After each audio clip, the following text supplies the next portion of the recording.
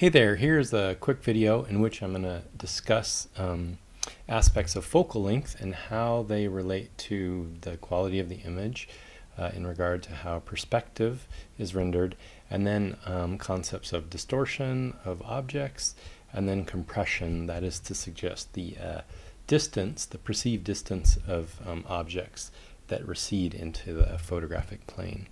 So first off, here's a quick example in which you see 4 different focal lengths of lenses from 24 to 300 millimeters. And of course you would assume that if the camera was in one position, as one zoomed through those focal lengths, the objects would get larger. But in this example, to present the point, the can in the foreground has been used in such a way that the photographer moved closer to or farther away to keep that can at roughly the same scale in each image.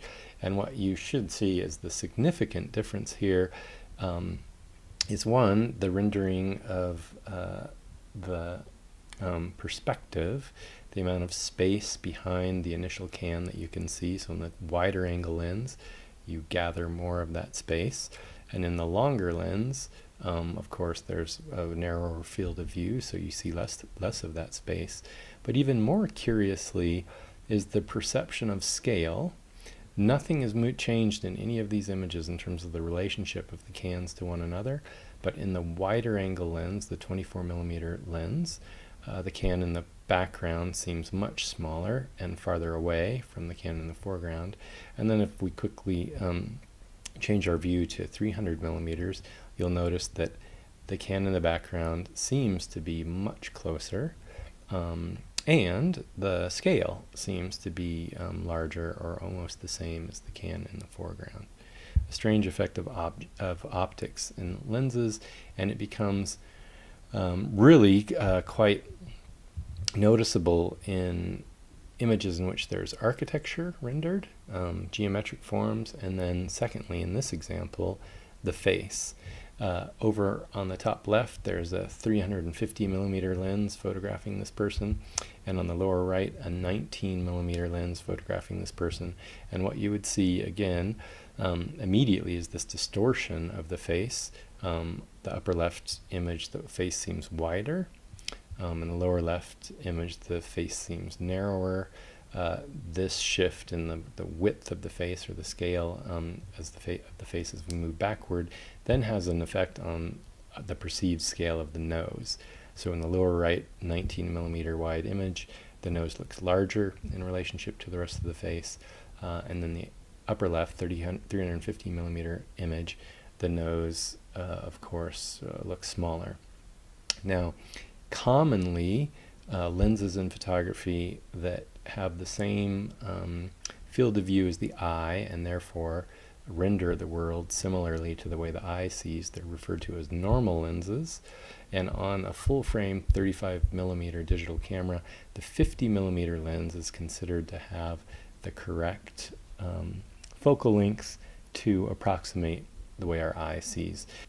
There's an example of a 50 millimeter shot on the bottom row, second image in from the right. If you can't read that on your screen, that would be considered the normal lens.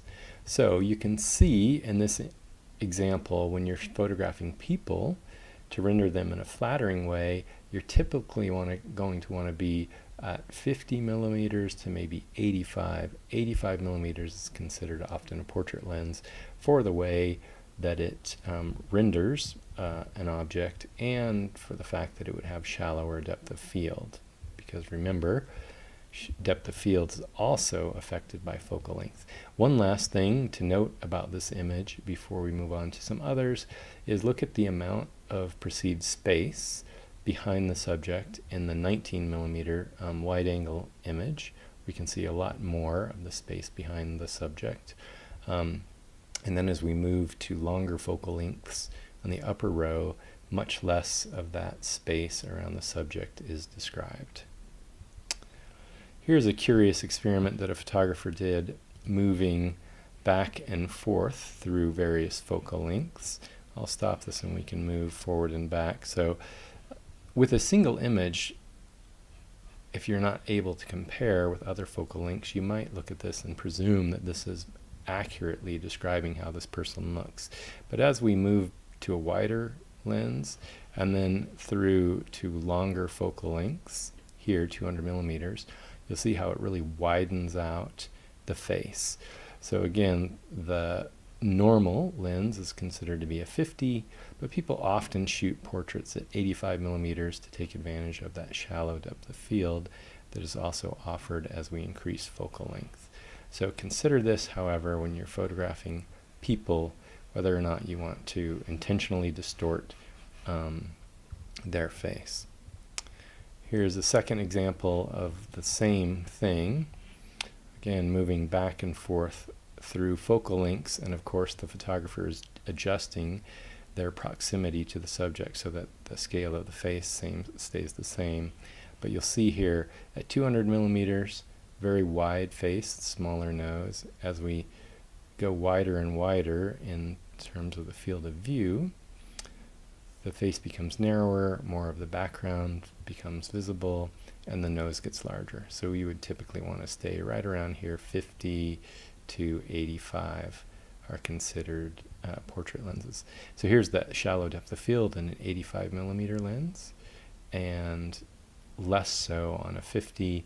And you can see as we get really quite wide here, even though the depth of field here is pretty shallow, there's more detail and resolution in the image.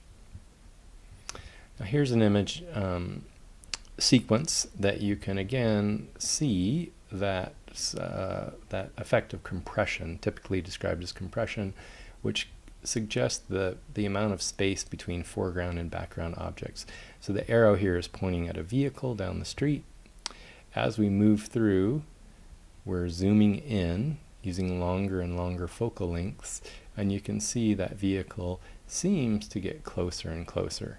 In this case, what we're also suffering from is the depth of field getting shallower and shallower as the focal length gets longer. But you can see here the four focal lengths that we just looked at were 18 millimeters up to 270 millimeters. The compression of the space and the field of view changing. Another example that has been corrected for depth of field to a greater degree is this one. Here's a 50 millimeter lens, and here's the same composition roughly with an 85 millimeter lens. And what you ought to pay attention to is the white sign over the left shoulder of the woman in the striped dress. From 50 to 85, it seems to move closer. Optically, the space is compressed. And here's another example of the same thing.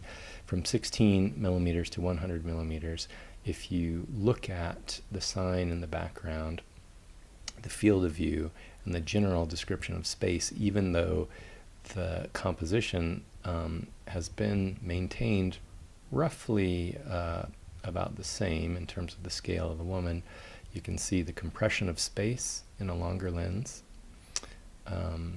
and that sort of wider view with greater distortion in the wider lens. Okay, so keep that in mind as you're shooting and considering what subject matter there is.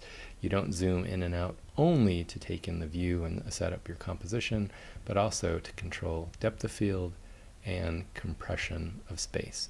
One last note before I go: if you ever watch any suspenseful films in which there's a car chase or a foot chase going on, and you have that sense that the person chasing the subject is very close, oftentimes it was a trick, an optical trick in cinematography, particularly when the setup was kind of dangerous for the actor or the stunt person.